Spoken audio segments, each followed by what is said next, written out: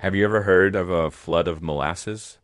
It sounds like something out of a weird dream, but on January 15th, 1919, it was a terrifying and deadly reality for the city of Boston. This is the story of the Great Molasses Flood, one of the strangest disasters in American history. It all started on a surprisingly warm winter day in Boston's North End. A massive, 5-story tall steel tank stood near the harbor, holding more than 2 million gallons of crude molasses. This sticky sweet substance wasn't for pancakes.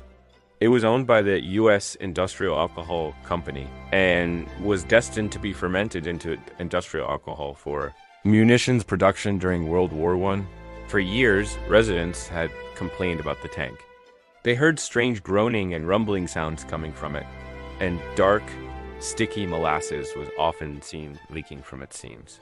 Kids would even collect the drips with sticks as a sweet treat. The company knew the tank was faulty, but instead of making proper repairs, they just painted it brown to hide the leaks.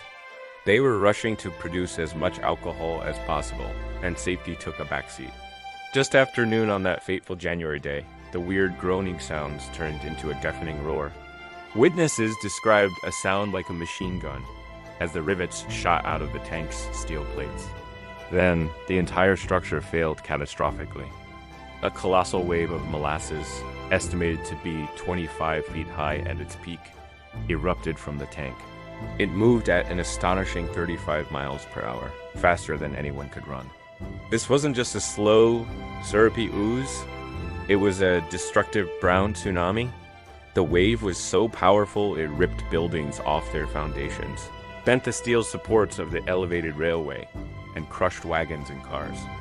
Horses, unable to escape the thick, suffocating goo, were among the first victims. People in the wave's path were swept up and engulfed.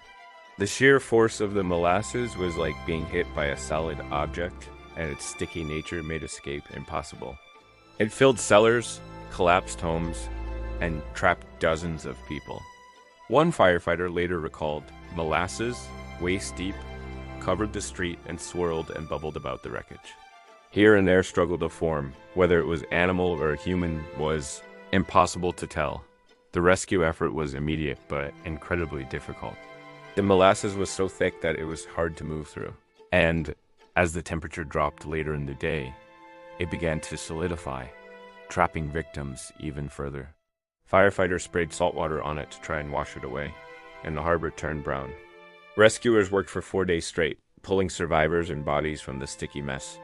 In the end, 21 people lost their lives and about 150 were injured. The cleanup was a monumental task. It took over 80,000 man-hours to chip, scrub, and wash away the molasses from the cobblestone streets, buildings, and the harbor. For decades afterward, residents claimed that on hot summer days, the sweet smell of molasses still lingered in the North End. The disaster led to one of the first class action lawsuits in Massachusetts history. The company tried to blame anarchists, claiming the tank was bombed. But after a 3-year investigation, the court found the company entirely responsible. The tank was poorly constructed and never properly tested. This ruling set a new precedent for corporate responsibility and led to stricter engineering and construction safety standards across the country. The Great Molasses Flood is a bizarre and tragic chapter in history, a powerful reminder that cutting corners on safety can have devastating and unforeseen consequences. It's a story of corporate greed, a strange natural phenomenon turned deadly, and a community forever changed by a wave of sweetness turned to sorrow. Thanks for watching, and if you found this story as fascinating as I did, don't forget to like and subscribe for more deep dives into history's forgotten tailies.